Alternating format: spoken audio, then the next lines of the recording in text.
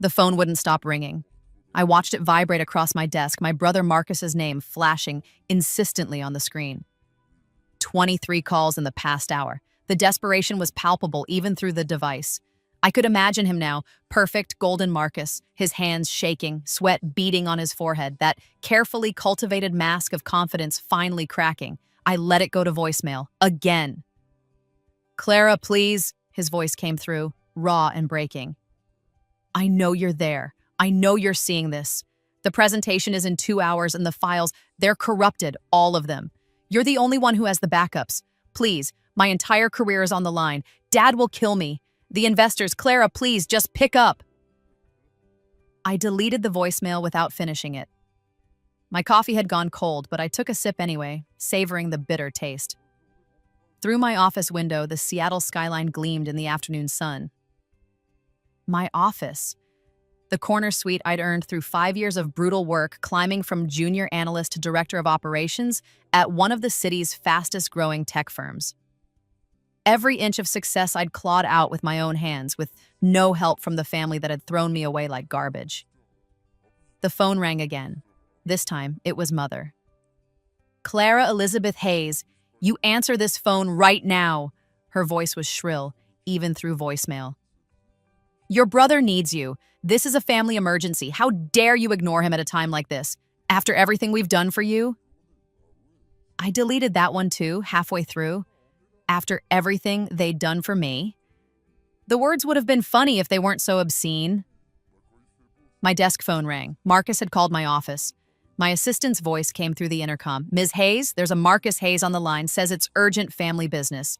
Tell him I'm in meetings all afternoon," I said calmly. "Hold all my calls." "Yes, ma'am." I pulled up the file on my computer, the one Marcus needed so desperately. The presentation that would make or break his promotion to partner at Dad's law firm.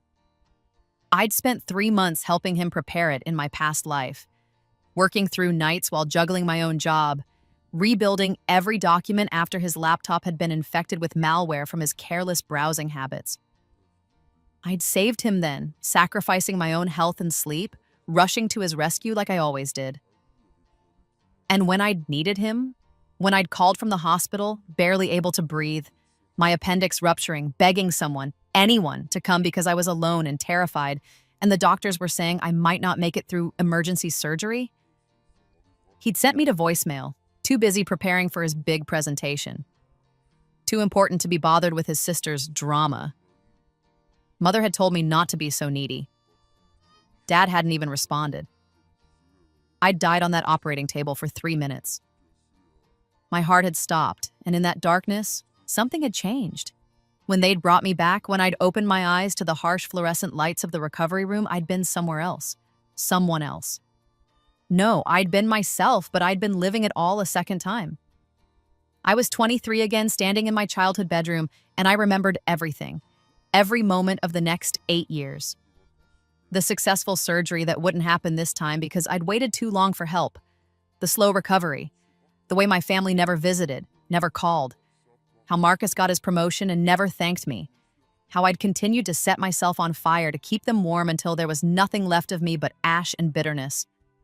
Not this time.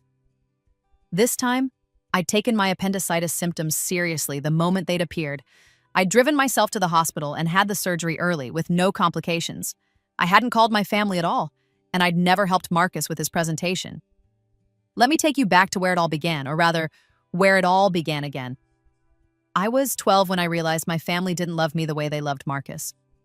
It was my birthday, and I'd spent all morning setting up for the small party Mother had promised. Just family, she'd said, but that was fine. I didn't have many friends anyway. We moved too often for Dad's career, and I was always the new girl, always too bookish, always somehow wrong. I'd decorated the living room with streamers I'd bought with my allowance. I'd made my own cake because Mother said she was too busy. Devil's food with vanilla frosting, my favorite. The candles were ready. I was wearing my best dress. Marcus came home from soccer practice with a trophy. He'd scored the winning goal in some game. Suddenly, my birthday party became his celebration. Mother swept in with a store-bought cake, a massive professional thing with "Congratulations, Marcus" written in blue frosting. Dad opened champagne. They sang, but not to me. Clara, don't be selfish, Mother had said when she saw my face. Your brother accomplished something important today. You only turned 12 once, but this is a championship trophy. We can celebrate your birthday next weekend. They never did. That night, I'd cried myself to sleep, and when I woke up, I'd decided it must be my fault. I wasn't special enough. I needed to try harder, be better, make them proud. Then they would love me. I spent the next 11 years trying. I maintained a 4.0 GPA while Marcus barely scraped by with C's and D's. He's just not academically minded, Mother would say fondly. He has other talents. I won the regional science fair. They missed the ceremony because Marcus had a soccer game. I got a full scholarship to a prestigious university. Dad spent my college fund on Marcus's legal fees when he crashed his car drunk driving and needed a good lawyer to keep it off his record. You have a scholarship, Mother said. You don't need the money. Marcus's whole future is at stake. So I worked 3 jobs through college while Marcus partied his way through state school on Dad's dime. I graduated summa cum laude. They came to Marcus's graduation and missed mine. We can't be in 2 places at once, Clara. Don't be ridiculous. I got my first job at a tech startup. I was good at it, really good. I could see patterns and data that others missed, could streamline operations, could solve problems. But the work was demanding, the hours brutal, and I was alone in a new city. I called home every week. Sometimes they answered. When I was 25, I got promoted to senior analyst. I called Dad, excited to share the news. He cut me off halfway through. That's nice, honey. Listen, Marcus is applying to work at my firm. Can you help him with his resume? You're good at that sort of thing. I helped him with his resume. When I was 26, I bought my first apartment. A tiny studio, but it was mine. I'd saved every penny, lived on ramen, and finally had something of my own. I invited the family for dinner to celebrate. They didn't come. Marcus is taking the bar exam next month, Mother said. We need to focus all our energy on supporting him. You understand. I understood. When Marcus failed the bar exam the first time, I flew home to help him study. I quizzed him every day for 2 months. He passed on his second attempt. At his celebration dinner, he gave a toast thanking everyone who'd helped him, his parents, his girlfriend, his study group. He never mentioned me. When I was 28, I got promoted to director. My phone didn't ring. When Marcus got hired at Dad's firm 3 months later, they threw him a party at the country club. And then came the appendicitis. I'd been feeling off for days. Sharp pains in my lower right abdomen, nausea, fever. I'd pushed through it. I was used to pushing through things. There was a big project at work and I couldn't afford to miss time. But one night, the pain became unbearable. I'd called Marcus first. He was my little brother by 3 years, but he was family. Surely he would come. Voicemail, I called Mother. Voicemail, I called Dad. Voicemail. I called Marcus again, texting. Emergency hospital, please.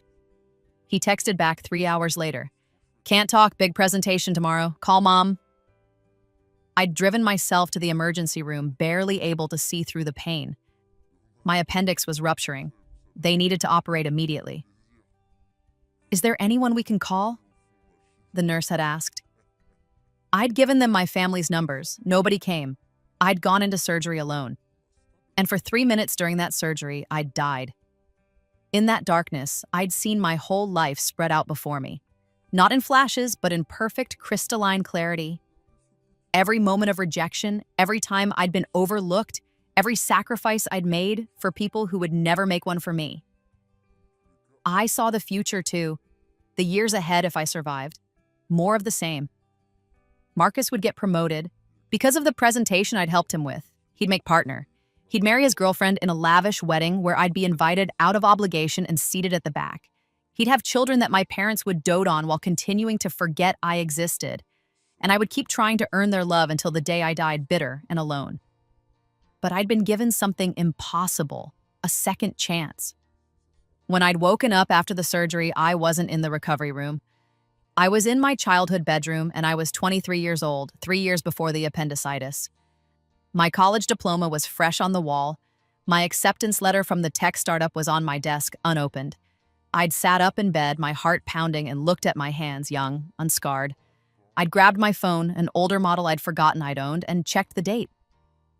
5 years in the past.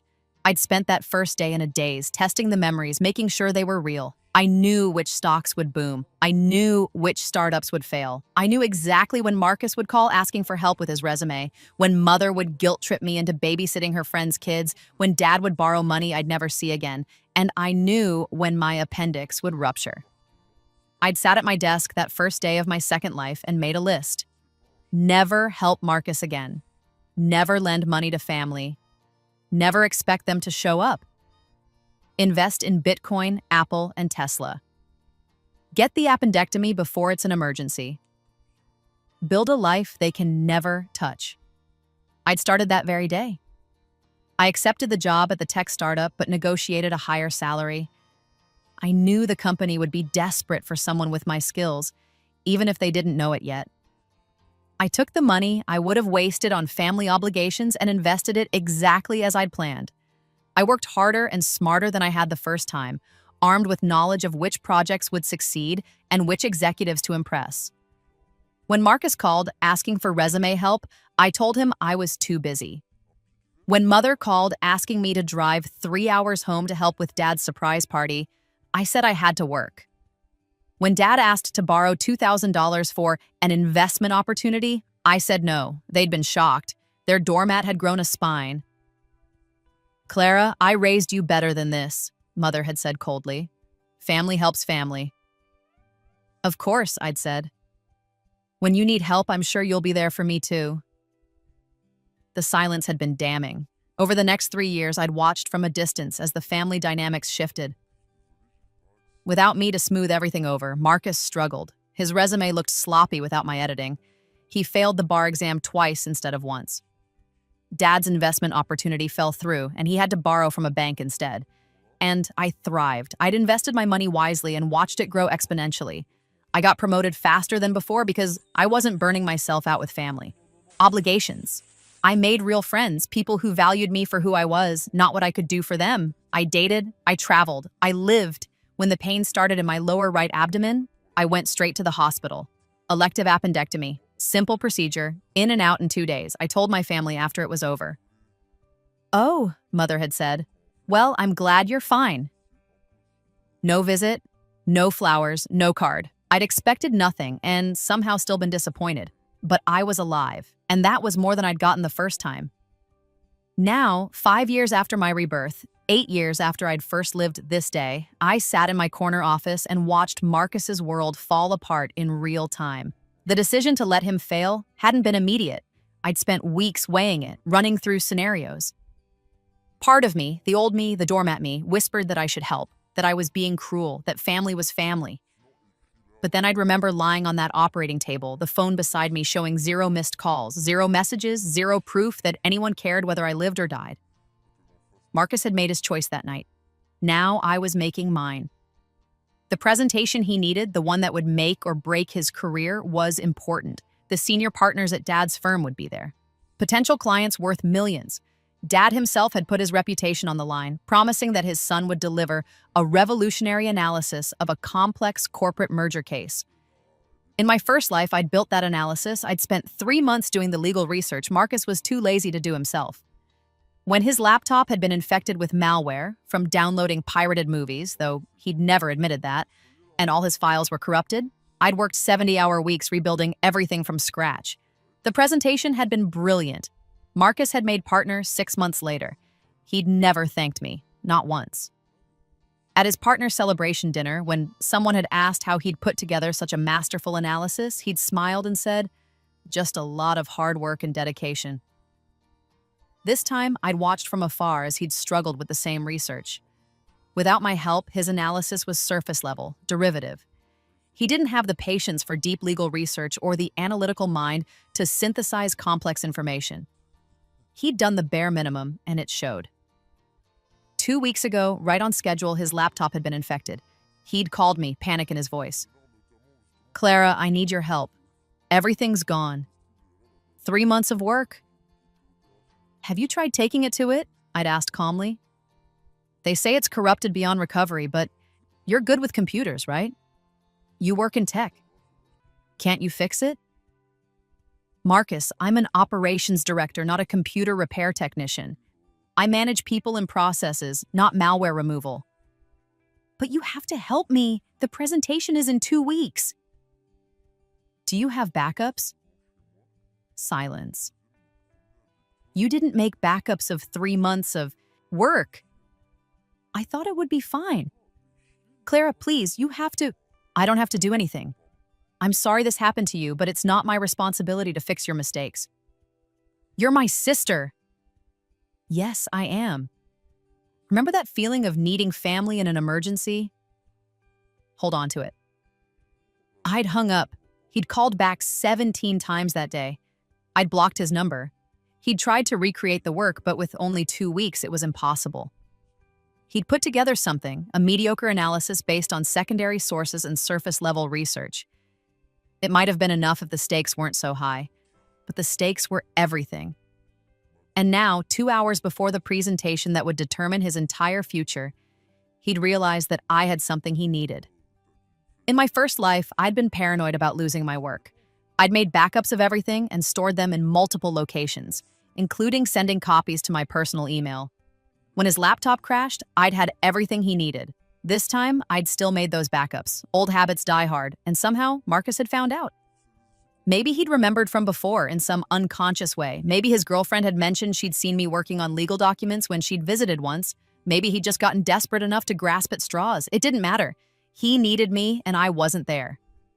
My phone buzzed. A text from Dad. Clara, answer your phone. This is unacceptable behavior. Your brother needs you, and you will help him. That's an order. An order. As if I were still a child, still desperate for his approval. I typed back. I'm in an important meeting with the CEO. Can't talk. Sorry. The lie came easily. But really, would it have mattered if I'd told the truth? That I was sitting in my office, deliberately watching Marcus drown? Another call. This time from Marcus's girlfriend, Ashley. Clara, please, I'm begging you, she sobbed into my voicemail. I don't know what happened between you and your family, but Marcus is having a breakdown. He's locked himself in his office. He's not responding. This presentation, it's his whole career. Please, whatever he did, can't you forgive him just this once? Whatever he did. As if it were one thing, one mistake he could apologize for. It wasn't one thing. It was 1,000 things. A lifetime of things. A death that came from being alone when I needed them most. I deleted the voicemail, 1 hour to the presentation.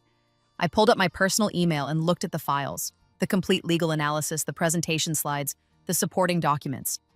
Everything Marcus needed, sitting in my cloud storage. I could send them with one click. My finger hovered over the mouse. In my first life, I'd sent these files at the last minute, swooping in to save the day like I always did. Marcus had given the presentation, and it had been triumphant. The clients had been impressed. Dad had been proud. Marcus had gotten everything he wanted, and I'd gotten nothing. Not even a thank you. I closed the email. My desk phone rang again. My assistant, Ms. Hayes, I have a Richard Hayes on the line, says it's urgent. Tell him I'm unavailable. He's quite insistent, ma'am. He says, Jessica, tell my father that I'm in back-to-back meetings until end of day, and I'll call him when I'm free.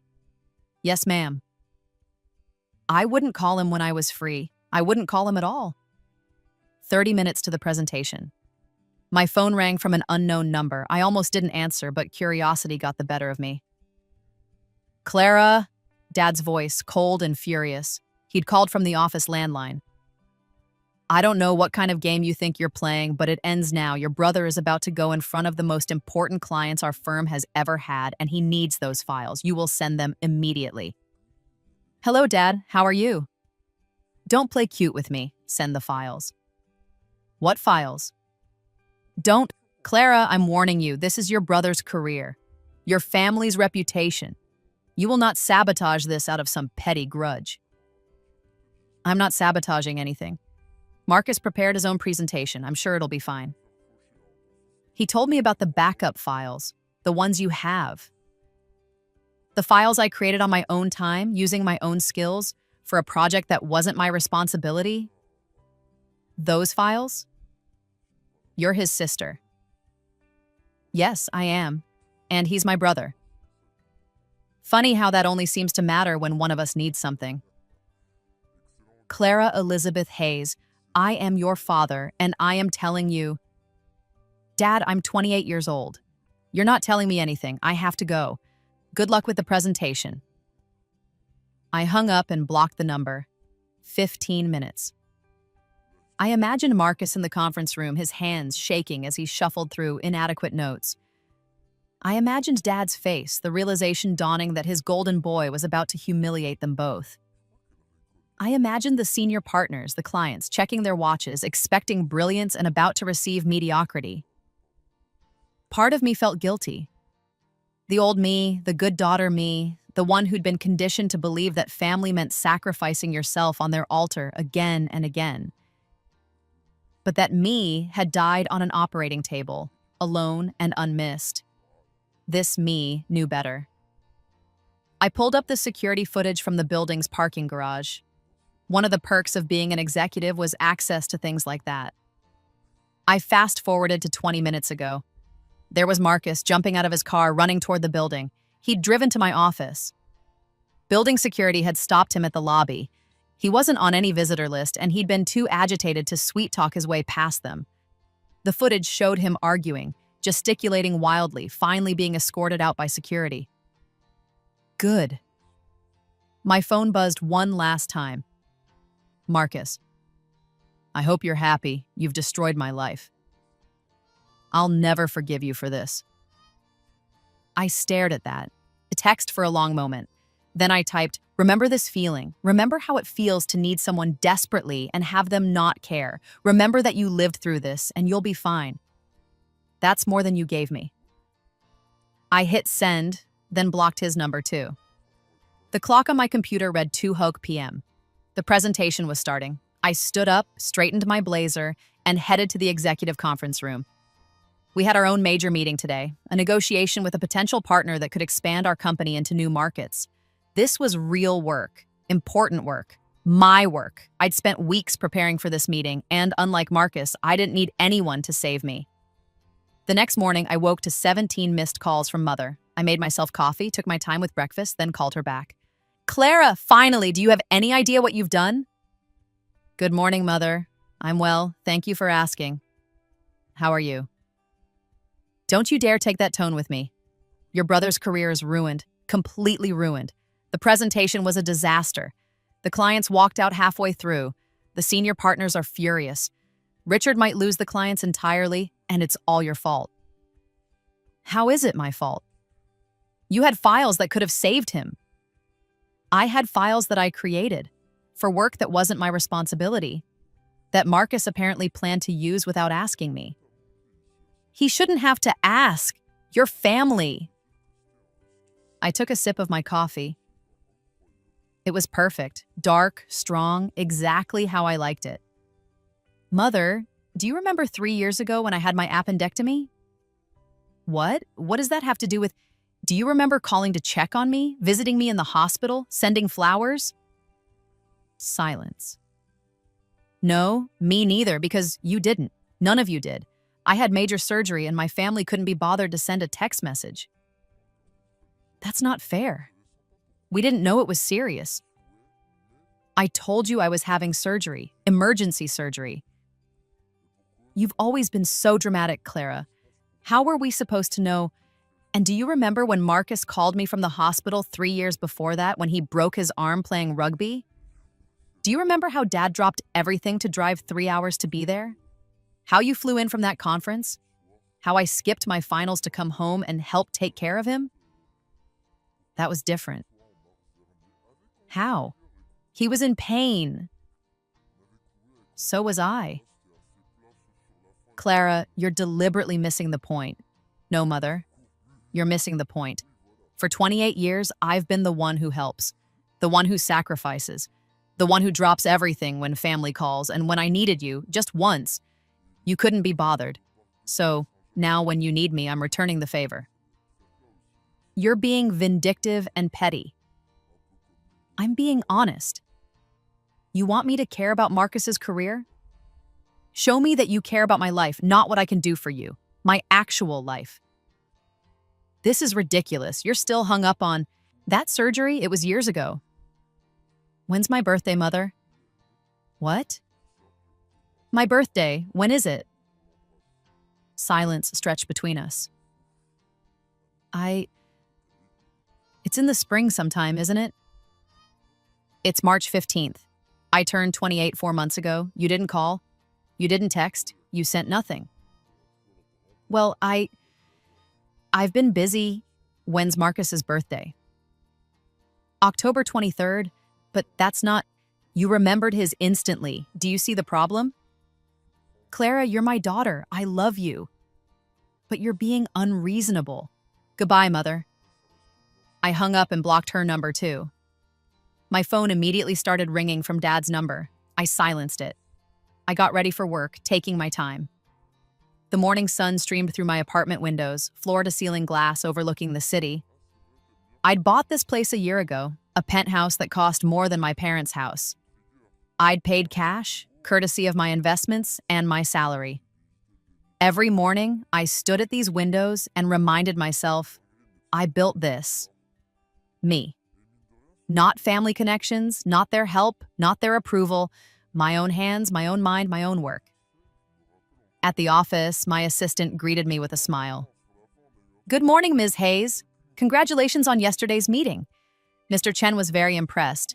He's recommending we move forward with the partnership. Excellent. Thank you, Jessica. Also, there are several people in the lobby asking for you. They say they're family. Security has them contained, but they're causing a bit of a scene. Of course they were. Tell security to remove them from the premises. If they refuse, call the police for trespassing. Are you sure? They seem quite upset. I'm sure. And Jessica, add them to the permanent no-entry list. Yes, ma'am. I settled into my office, pulling up the news feeds I monitored daily. It didn't take long to find what I was looking for. Hayes and Associates suffers major client loss after disastrous presentation. The article was scathing. It detailed Marcus's fumbling presentation, his inability to answer basic questions, the client's visible disappointment. The senior partners at Dad's firm had issued a statement distancing themselves from the debacle, noting that junior associate Marcus Hayes had failed to meet the firm's standards, junior associate. They'd demoted him, or at least they'd made it clear he wouldn't be making partner anytime soon. Good. Another article. Richard Hayes under fire as son's incompetence cost firm millions. Better, my phone buzzed. A text from an unknown number. You vindictive bitch. You destroyed your own brother's life because of some imagined slight. I hope you're proud of yourself. Ashley, Marcus must have given her my number. I didn't respond. I just blocked the number. All morning, my phone lit up with calls from blocked numbers, unknown numbers, people from my past trying to reach me on behalf of my family. I ignored them all. At lunch, I met with my friend Keisha, a fellow executive at another tech company. I'd met her 2 years into my second life, and she'd become the sister I'd never had. Someone who valued me for myself, who celebrated my successes without jealousy, who showed up when I needed her. So, she said, settling into her chair at our favorite restaurant, I saw the news about your dad's firm.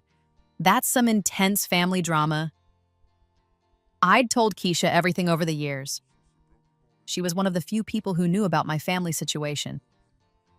It's not drama, it's consequences. Your brother really fucked up, huh? He did. But here's the thing, Keisha, he didn't just fuck up yesterday. He fucked up 3 years ago when I needed him and he wasn't there. He fucked up every time he expected me to drop everything for him while never being there for me. Yesterday was just the bill coming due. How do you feel? I considered the question. Satisfied, relieved, a little sad maybe. Not because he's suffering. I don't think I'm that good a person anymore. But sad that it had to come to this. That they never loved me enough to do better. Keisha reached across the table and squeezed my hand. Their loss. You're incredible, Clara. You've built an amazing life. You're successful, you're kind, you're brilliant. The fact that they couldn't see that? That's their failure, not yours. Thank you. So what happens now? Are they going to keep trying to get in touch? Probably, but I'm done. I'm completely done. I blocked all their numbers. I've instructed security to keep them away. If they escalate, I'll get a restraining order. Good. You don't owe them anything. Not one more second of your time, not one more ounce of your energy. We finished lunch talking about her life, her promotion, her new girlfriend. It was nice. Normal. The kind of relationship I'd never had with my family. Back at the office, Jessica stopped me before I reached my door. Ms. Hayes, your father is in your office. He somehow got past security. I think he told them he was here for a business meeting. I can call security to remove him. No, it's fine. I'll handle it. Dad was standing by my window looking out at the city. He turned when I entered, and I was struck by how old he looked. In my first life, I'd last seen him at 31 when I was still desperately seeking his approval. Now I was 28, and he was 57, and the years had not been kind. Clara. Dad, you need to leave. You're not welcome here. I'm not leaving until we talk. Then I'll call security and have you escorted out, and I'll press charges for trespassing. You've changed. His voice was cold. You used to be such a sweet girl. I used to be a doormat. There's a difference. Marcus is devastated. Your mother is beside herself. The firm might lose millions because of your petty revenge. That's not my problem. How can you say that? He's your brother. And I'm his sister. Didn't matter to him when I needed help. That surgery? My God, Claire, are you really still hung up on that? You're an adult. You handled it yourself. That's what adults do. You're right. Adults handle their own problems, so Marcus can handle his presentation disaster himself. That's what adults do. Dad's face reddened. Don't twist my words. Family helps family. No, Dad, you help Marcus. You've always helped Marcus. I'm just family when you need something from me. That's not true. When's my birthday? He blinked. What? My birthday. When is it? It's in the spring. March 15th. I'm 28. You forgot. I'm busy, Clara. I can't remember every... You remembered Marcus's instantly when I asked him the same question. Just like you remembered his soccer games but missed my science fair. Just like you paid for his car and his college and his legal fees but told me I didn't need money because I had a scholarship. Just like you dropped everything when he broke his arm but didn't visit when I had surgery. You're listing grievances from years ago. I'm listing patterns from my entire life. And here's what I've realized. You're not going to change. None of you are. You've decided Marcus is worth your time and energy and love, and I'm not. Fine. That's your choice. But my choice now is to walk away. You can't just abandon your family. You abandoned me first. I'm just making it official. Clara, please, I'm asking you, if you won't help Marcus, at least don't hurt him further. Don't give statements to the press. Don't badmouth him.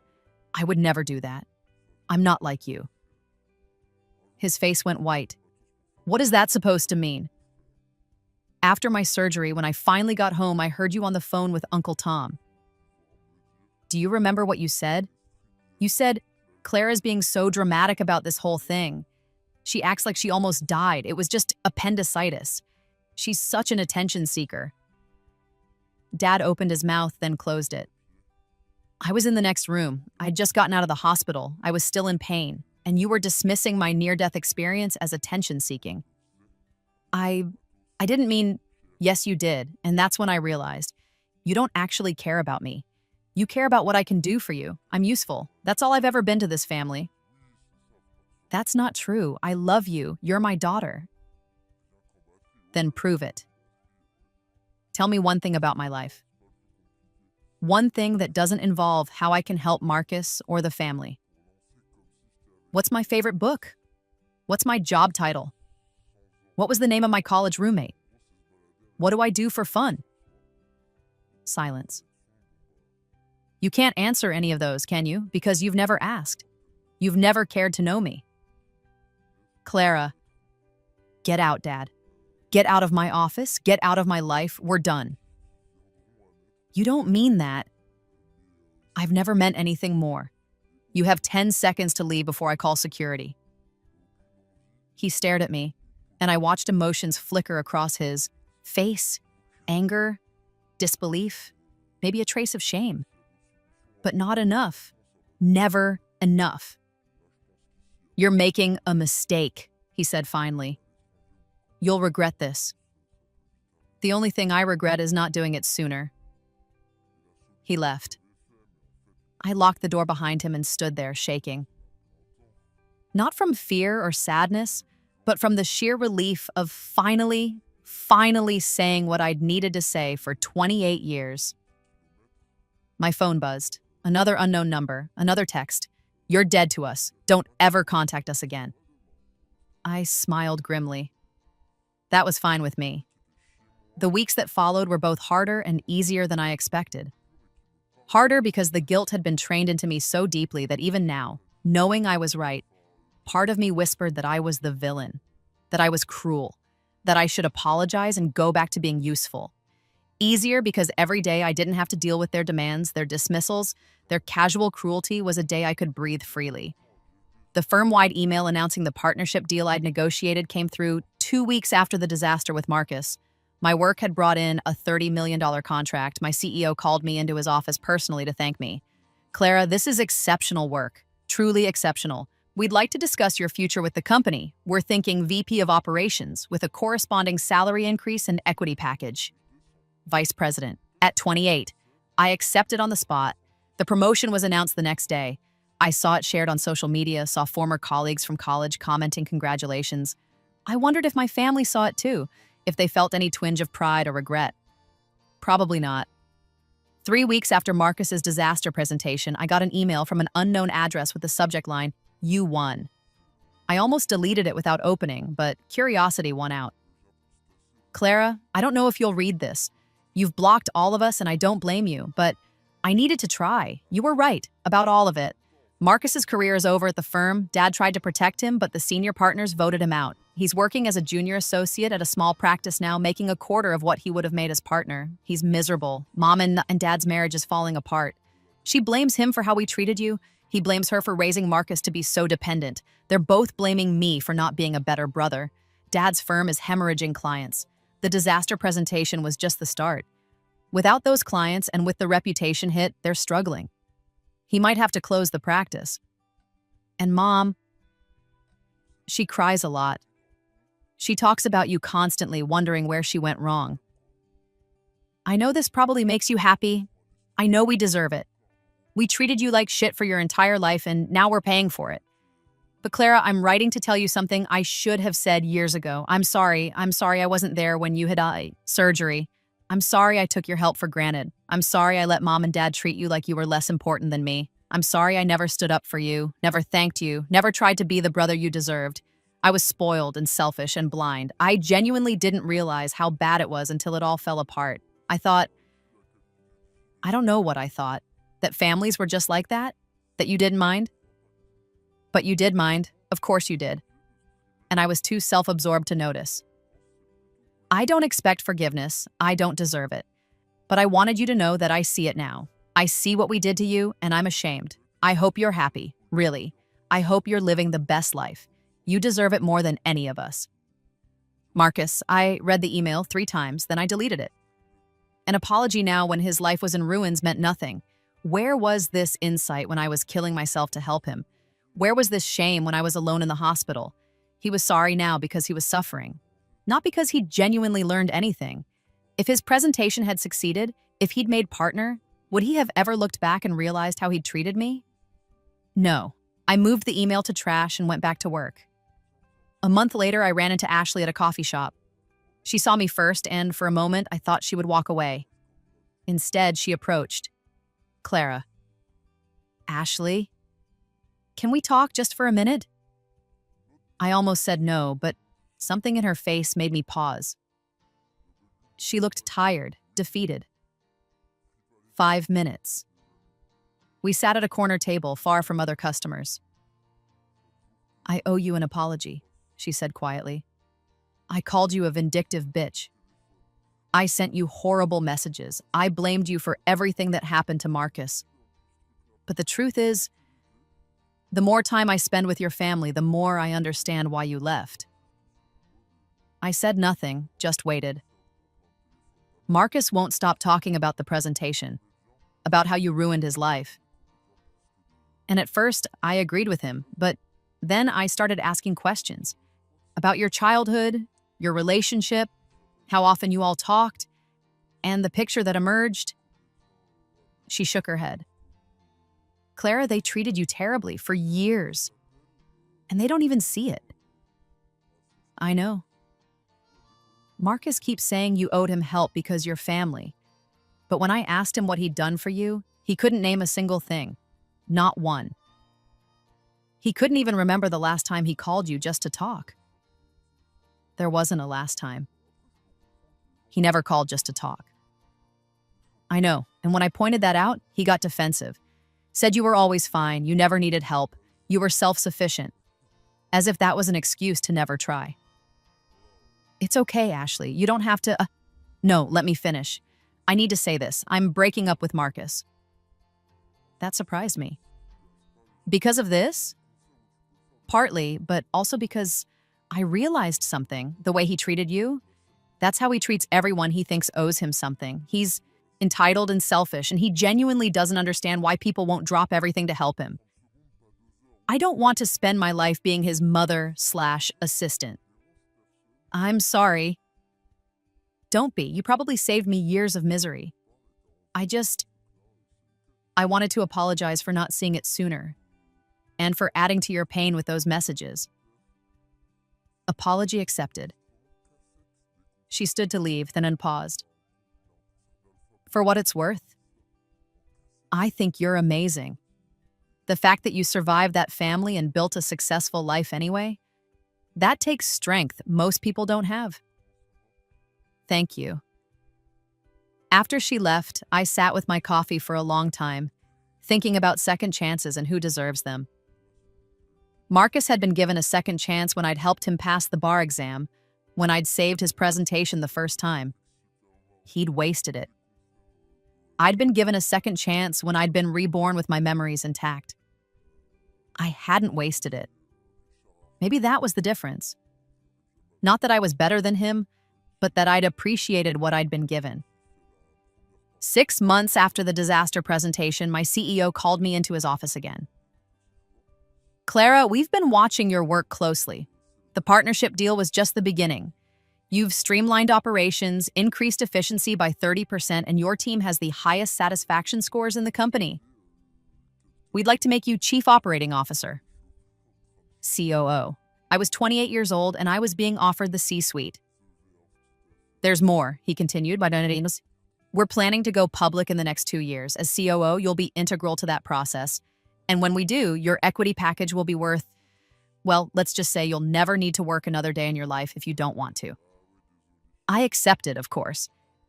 The announcement was made company-wide, then picked up by tech news sites. 28-year-old named COO of rapidly growing tech firm. My face was in articles, my name on industry lists. I wondered if my family saw, if they read about my success and felt anything at all. But I didn't wonder for long. It didn't matter anymore. That night, I stood at my penthouse windows, looking out at the city lights, and thought about both my lives. In my first life, I died at 31, alone and bitter, having given everything to a family that never valued me. In this life, I was 28, successful beyond my wildest dreams, surrounded by people who actually cared about me. The difference wasn't just the foreknowledge or the smart investments. The difference was that I'd stopped trying to earn love from people who would never give it and started building a life worth living on my own terms. My phone buzzed. Keisha. Saw the news. COO, we're celebrating. I'm taking you out for the fanciest dinner you've ever had, and you can't say no. I smiled and texted back, deal, but I'm paying. COO salary, remember? Don't care, you're my best friend, and I'm proud of you, and I'm buying you ridiculously expensive champagne, and you're going to drink it and like it. Best friend. Not sister by blood, but sister by choice. The family I'd built for myself. I looked at my blocked contacts list one last time. Mother, Dad, Marcus, and a dozen other numbers they'd tried to reach me from. Then I deleted the entire list. Not to unblock them, but because I didn't need the reminder anymore. They were already gone from my life. Why hold on to their numbers like some kind of monument to pain? I was free. And that freedom? That was the greatest revenge of all. Epilogue, 3 years later. The tech industry conference in San Francisco was packed. As the newly appointed CEO of our company, our now public billion-dollar valued company, I was giving the keynote speech on operational excellence and strategic growth. I'd been nervous that morning, but not about the speech. I'd given hundreds of presentations. I knew my material backwards and forwards. No, I was nervous because I knew my family would probably hear about this. The keynote speaker at TechCrunch Disrupt, leading a unicorn company at 31 years old. That was the kind of thing that made headlines. But as I walked onto that stage and looked out at thousands of faces, the nervousness evaporated. They couldn't touch me here. They couldn't diminish this. This was mine. "Good morning," I said into the microphone. "I'm Clara Hayes, CEO of Nexus Operations, and I'm here to talk about building systems that scale, not just in business, but in life." The speech went perfectly. The audience was engaged, the questions afterward were insightful, and when I walked off stage, I was swarmed by VCs and founders wanting to talk partnerships, investments, advice. At the after-party that evening, I stood with my leadership team, people I'd hired, people who'd helped me build something remarkable, and soaked in the moment. Clara Hayes!" I turned to see a woman in a business suit hurrying toward me. She looked vaguely familiar. "I'm Rachel Kim. I'm a reporter with Forbes. Could I get a quick quote from you? We're doing a profile on you for our 30 Under 30 feature." "Of course." "You've had a meteoric rise in the tech industry. You became COO at 28, CEO at 30, and now you're leading a company that just went public at a valuation of over $1 billion. What would you say is the secret to your success?" I thought about that question, about both my lives, about the moment everything changed. "Knowing my worth," I said finally, and refusing to accept less than I deserved. I think a lot of people, especially women, are taught to shrink themselves, to be accommodating, to sacrifice their own needs for others. I did that for a long time. And then I realized the only person who's going to advocate for your value is you. So I started doing that. I started saying no to things that didn't serve me. I started pursuing what I actually wanted instead of what others expected of me. Everything else followed from that. That's powerful. Is there anyone you'd like to thank? Family, mentors? I smiled. My team at Nexus? My friend Keisha, who's been my rock since we met? My chosen family, the people who've supported me not because they had to, but because they wanted to.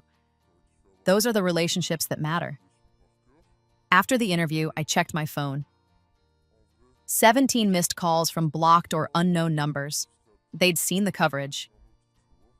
I deleted the notifications without checking the voicemails. Later that night, back in my hotel suite, I poured myself a glass of wine and pulled out my laptop. My assistant had forwarded me an email that had come through our company's general contact form. Subject: From your mother. I almost deleted it. But something made me open it. "Clara, I saw you on television today. You looked beautiful, successful, happy. I know you won't want to hear from me. I know I don't have the right to be proud of you after everything we did, but I am. I'm so proud of you, and I'm so sorry we weren't there for you when you needed us. Your father and I are divorced now. Marcus is working at a small law firm in Portland.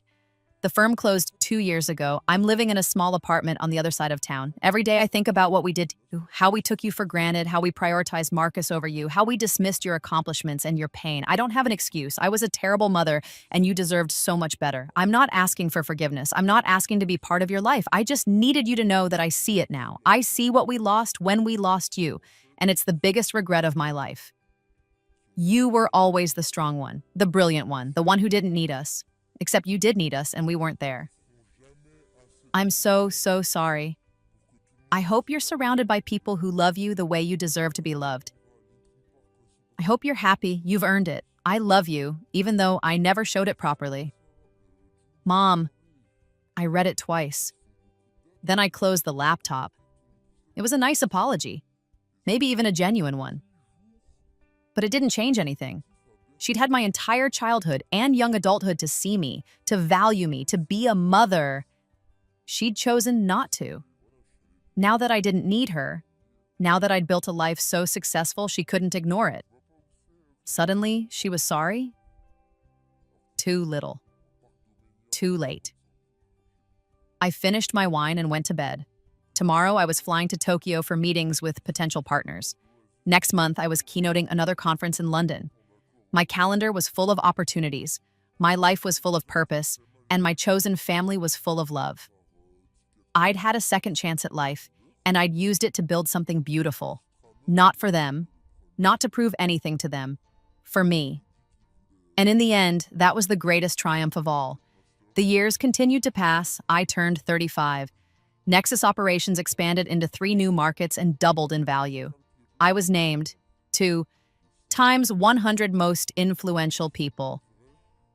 I bought a house in the San Juan Islands and spent weekends there, hiking and reading and living the peaceful life I'd never imagined possible.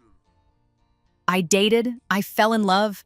I got engaged to a software engineer named David who'd never heard of my family drama and didn't care when I explained it. Their loss, he'd said simply and kissed my forehead. We got married in a small ceremony on the beach, surrounded by friends and chosen family. Keisha was my maid of honor. My team from work came. My neighbors came. People who loved me for me. No one from my biological family was invited. I didn't even tell them it was happening. On my wedding day, as I stood in my dress looking out at the ocean, Keisha came up beside me. You good? I'm perfect. No regrets? Not even a little? I thought about that. About the life I could have had if I'd stayed, if I'd kept trying to win their love. About the person I would have become, bitter, empty, forever chasing approval that would never come. Not even a little, I said. They were the dress rehearsal. This is the real performance. She hugged me. Damn right it is. Now let's get you married. The ceremony was perfect. David's vows made me cry. My vows made him cry. When we kissed, our friends cheered, and I felt a joy so complete it almost hurt. This was what I'd died for. This was what I'd been reborn to find. Not revenge, though that had been satisfying. Not success, though that had been gratifying. But this, a life full of genuine love. People who chose me every day, not because they had to, but because they wanted to. A partner who valued me. A career I'd built with my own hands, peace. After the reception, after the guests had left and it was just David and me watching the sunset, my phone buzzed. Unknown number. I almost ignored it, but David saw my face. Your family? Probably. They've tried to reach out a few times over the years. Do you want to answer? No. Do you want to block it? I looked at the phone, then at my new husband, then at the ocean stretching out before us, golden in the dying light. I don't need to. They can't touch this. They can't diminish this. Let them call. Let them see my success in the news. Let them wonder what could have been. It doesn't matter anymore. I turned off my phone and took David's hand. Come on, I said. We have a honeymoon to start. We walked down the beach, leaving footprints in the sand that the tide would wash away. Behind us, the sun set on one chapter of my life. Ahead, the future stretched out, full of possibility. I'd been given a second chance at life. I'd used it to build everything I'd ever wanted. And Marcus, Dad, Mother? They'd been given hundreds of chances to do better, to be better. They'd wasted every single one. Now they had to live with the consequences. And I got to live with joy. In the end, that was the best revenge of all.